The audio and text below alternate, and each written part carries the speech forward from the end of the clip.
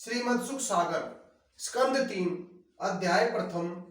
भगवान श्री कृष्ण जी और विदुर जी का दुर्योधन को समझाना और पांडवों को उनका राज्य का भाग देने के लिए कहना।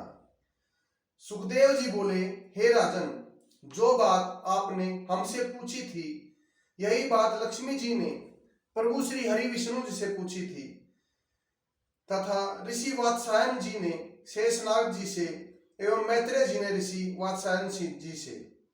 विदुर जी ने मैत्रेय जी से पूछी थी। यह बात सुनकर महाराजा परीक्षित सुखदेव जी से बोले, हे प्रभु, विदुर जी और मैत्रेय ऋषिवर की भेंट किस स्थान पर हुई थी? आप मुझे यह बात विस्तार से बताएं। महाराज परीक्षित की बात सुनकर सुखदेव जी बोले, हे राजन, परदादा पांडु और धृतराष्ट्र दोनों भाई थे और विदुर जी दासी के उत्पन्न हुए पुत्र आपके परदादा ही लगते थे। सो तुम्हारे परदादा पांडु के स्वर्ग सिधार जाने पर और तुम्हारे दादा युधिष्ठिर, अर्जुन, भीम, नकुल और सहदेव के बालक होने पर राजगद्दी पर धृतराष्ट्र को बैठाकर सारा राजपाट सौंप दिया था। लेकिन धृतराष्ट्र यह बात अच्छी तरह समझता था कि यदि युधिष्ठिर जीवित रह रहा था तो सारा राज्य उसी का हो जाएगा और राजगद्दी चली जाएगी। धृतराष्ट्र ने यह सोचकर तुम्हारे दादा पांचों भाइयों को बचपन में ही लाख का एक भवन बनाकर उस भवन में आग लगाकर उन सबको मारना चाहा, ताकि उन सबके मरने के पश्चात वह सुखपूर्वक राजपाट कर सके। इसके पश्चात भीम को विष के लड्डू खिलाकर फिर अधर्म से जुआ खेल सारा राज्य, समस्त धन आभूषण छीनकर पतिव्रता द्रौपदी को बड़ी सभा में सबके सामने नंगी करना चाहा। फिर 13 वर्ष का वनवास देकर अनेक प्रकार के कष्ट दिए, लेकिन प्रभु कृपा से वे समस्त विपत्तियों से बचकर वापस लौट कर आ गए। और फिर उन्होंने अपना राज्य मांगा तो दुष्ट दुर्योधन ने उनको राज्य देने से साफ इनकार कर दिया। तब श्री कृष्ण जी कृपाचार्य और विदुर जी पंच बनकर दुर्योधन के पास फैसला करने के लिए गए और उन्होंने धृतराष्ट्र एवं दुर्योधन को समझाना चाहा।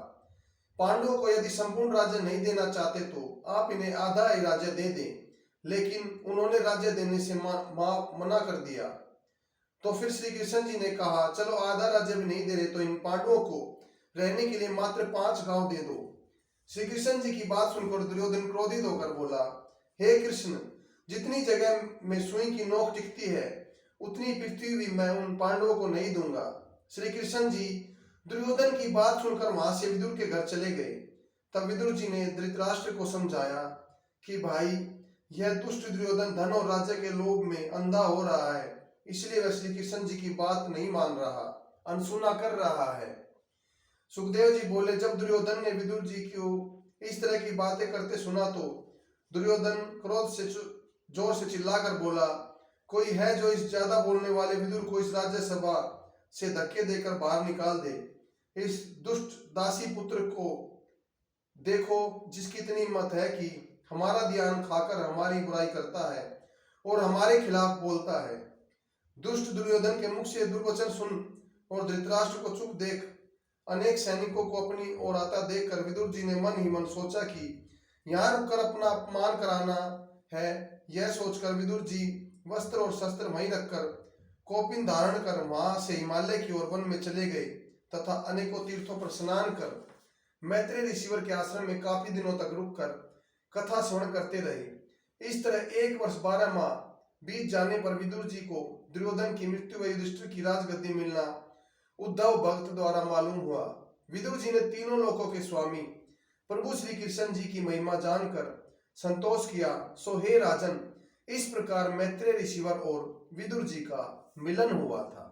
जय श्री कृष्ण।